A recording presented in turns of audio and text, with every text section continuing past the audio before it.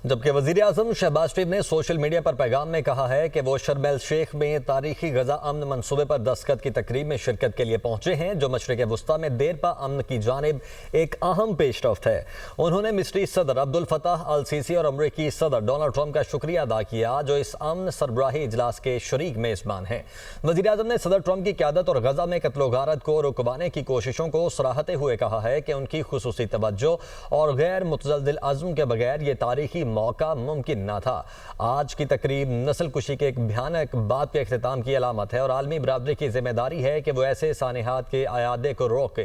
वज़ीर आज़म ने जोर दिया कि बहादुर फ़लस्तीनी अवाम को 1967 से पहले की सरहदों के साथ एक आज़ाद रियासत जिसका दारुल हुकूमत अल कुद्स शरीफ हो, उसमें रहने का पूरा हक हासिल हो।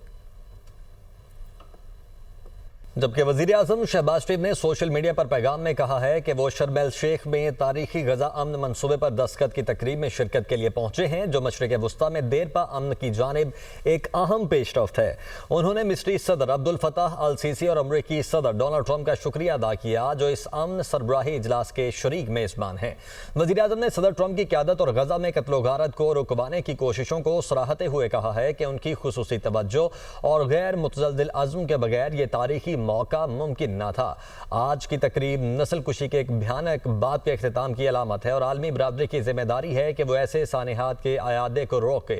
वज़ीर-ए-आज़म ने जोर दिया कि बहादुर फ़लस्तीनी अवाम को 1967 से पहले की सरहदों के साथ एक आज़ाद रियासत जिसका दारुल हुकूमत अल कुद्स शरीफ हो, उसमें रहने का पूरा हक हासिल हो।